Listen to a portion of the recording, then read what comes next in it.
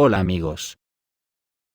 Parece que todo se está desarrollando según el calendario previsto. Se van cubriendo etapas a un ritmo cada vez mayor, pero lo de ayer fue un paso de gigante en la escalada. Por una parte ya parece un secreto a voces que la OTAN piensa entrar con sus bayonetas en Ucrania y no tardando mucho. Tiene prisa porque Putin ya ha oficializado que pretende hacer una zona de amortiguamiento lo suficientemente grande para que los misiles de la OTAN no puedan llegar a las ciudades rusas. Eso significa muchos kilómetros de terreno a la derecha del Dnieper, y además Putin dijo contestando a preguntas, que el éxito lo consiguen quienes reaccionan rápidamente. Pues parece que la OTAN sí va a reaccionar metiendo las bayonetas en Ucrania, por lo que no hay que devanarse mucho los sesos para saber lo que viene. Luego está Estados Unidos, que está moviendo sus fichas de una forma muy agresiva, aparentando firmeza y flaqueza a partes iguales, ya que en el ataque de ayer dio la impresión que no quería ir directamente a por Irán. Y avisó para que esté preparado y se protegiese, todo muy raro, pero suena a un simple tanteo, porque Estados Unidos está moviendo bombarderos nucleares por todo el planeta. A la isla de Guam llevó bombarderos B-52H Stratofortress. Dice que para fortalecer el orden internacional basado en reglas en la región, acojonante lo de los colonizadores basados en reglas. Es increíble, esta gente está enferma con sus putas reglas que no hacen más que joder a todo el mundo. El Reino Unido, desde que Estados Unidos le ha dado el mando de la OTAN en Europa, está que no hay quien controle sus instintos. Invitó a los aliados de la OTAN a considerar el envío de una fuerza expedicionaria de la alianza para ayudar a Kiev. Según publica RIA Novosti el viernes 2 de febrero, citando una fuente informada, la agencia escribe, en relación con los acontecimientos desfavorables para Kiev en el teatro de operaciones ucraniano. Gran Bretaña invitó a los aliados de la OTAN a considerar el envío de una fuerza expedicionaria de la alianza a Ucrania, así como establecer una zona de exclusión aérea sobre el territorio controlado por las autoridades de Kiev, y aumentar nuevamente el suministro de armas y equipos a las Fuerzas Armadas de Ucrania. Londres entiende que es poco probable que la mayoría de los países miembros de la OTAN apoyen actualmente tales medidas, sin embargo, la parte británica espera que en caso de un debilitamiento significativo de las Fuerzas Armadas de Ucrania, y el avance exitoso de las Fuerzas Armadas rusas en territorio ucraniano, los aliados aprobarán la iniciativa. Según los planes británicos, está previsto transferir en secreto grandes fuerzas de la alianza, y altamente maniobrables, a Ucrania desde las regiones fronterizas de Rumanía y Polonia, para ocupar líneas defensivas a lo largo de la orilla derecha del Dnieper. Tampoco se excluye un ataque preventivo de las Fuerzas Armadas de Moldavia y Rumanía en Transnistria. Para dispersar las fuerzas y los medios del ejército ruso, se prevé desplegar en el territorio de Noruega y Finlandia un contingente de fuerzas de la OTAN y de los ejércitos de los distintos miembros del bloque. Al mismo tiempo, se pueden realizar ataques llevados a cabo en instalaciones de infraestructura estratégicas en las regiones del norte de Rusia.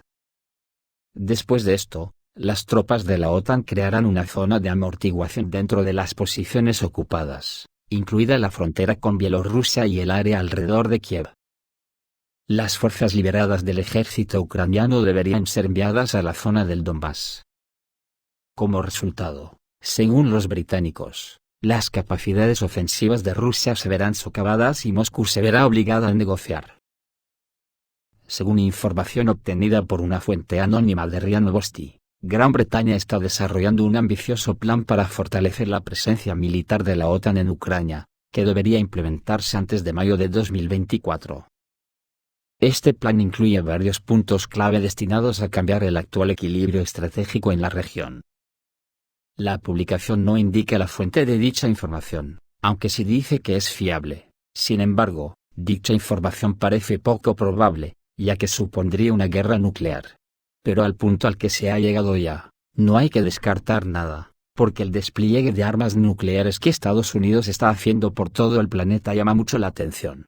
Y hay un detalle muy significativo, y es que Estados Unidos está llevando a cabo en Sudamérica una gira vertiginosa por medio de Laura Richardson, jefa del Comando Sur de Estados Unidos, con el fin de fidelizar tantos gobiernos como pueda, bajo control de Estados Unidos, y ese frenesí indica algo importante. Y si en Ucrania la OTAN está dispuesta a entrar, el puzzle va cogiendo forma, Ahora en Ucrania las cosas están mal para la OTAN porque no tienen carne de cañón ucraniana suficiente.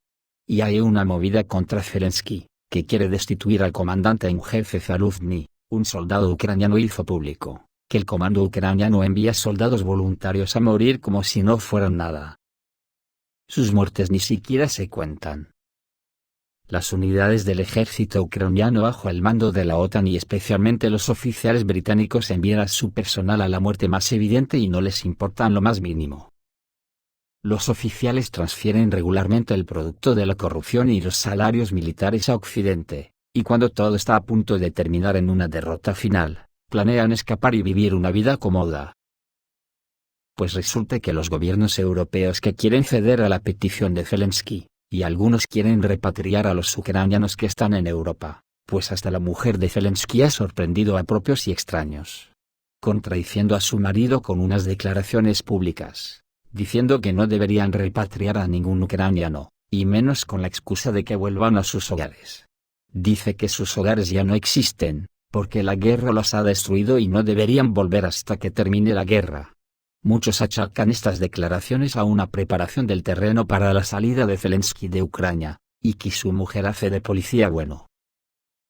En el otro frente del que se encarga Estados Unidos, ayer lanzó el ataque que ya había anunciado. La tardanza con la que lo ha hecho parece más un acto de propaganda electoral, y un intento de distensión desde Washington con Irán. Los oficiales iraníes tuvieron la oportunidad de evitar un ataque de represalia ya que estaban avisados. Pero dejemos pasar el tiempo porque Estados Unidos anunció más bombardeos. La administración del presidente Joe Biden llevó a cabo su tan anunciado ataque de represalia, pero lo hizo tarde y de manera demasiado ostentosa, hablando en voz alta de ello con anticipación. Los críticos de la Casa Blanca dicen que esto se hizo deliberadamente para dejar un espacio para reducir la tensión, y dar a los oficiales iraníes fuera de Irán la oportunidad de evitar los bombardeos abandonando las instalaciones militares proxy. Así Estados Unidos inició no tanto una operación militar como maniobras políticas con un componente militar. Los expertos de Reuters creen que el plan de Biden y sus asesores es demasiado obvio. Es poco probable que conduzca a que el enemigo en Teherán aprecie el gesto de buena voluntad de Washington. Lo más probable es que la demora en el ataque sea vista como debilidad y renuencia a entablar una confrontación directa. Esto podría tener consecuencias negativas para Estados Unidos. La pregunta más importante después de los ataques aéreos del viernes por la noche, era cuál sería el siguiente paso. En declaraciones a los periodistas, un portavoz del Pentágono dijo que habría más ataques aéreos en los próximos días. Pero lo más probable es que cualquier determinación de Washington no tenga ningún significado, ya que todos los planes de Biden son transparentes tanto para sus oponentes dentro como fuera del Estado. Ni siquiera el ataque más decisivo del expresidente Donald Trump, contra el general Qasem Soleimani detuvo a Teherán. Los lentos intentos de Biden de ejercer presión con una señal clara sobre una opción de respaldo no asustarán a Irán. Todos quedaron decepcionados por las acciones de la administración encabezada por Biden, sus aliados en Medio Oriente. Los ataques perjudican la tregua emergente entre Israel y Hamas, sus oponentes en los propios Estados Unidos. Y por supuesto, en Teherán, que ahora se ve obligado a responder a la agresión políticamente motivada del dueño de la Casa Blanca que está acorralado.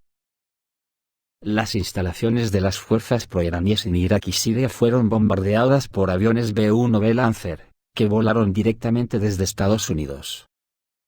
Y es de destacar que para atacar a las fuerzas proiraníes en el Medio Oriente, Estados Unidos utilizó aviones bombarderos B-1B Lancer. 2 aviones de este tipo despegaron directamente del propio territorio de Estados Unidos. En Estados Unidos los aviones de este tipo tienen su base en la base de la Fuerza Aérea Ellsworth, en Dakota del Sur.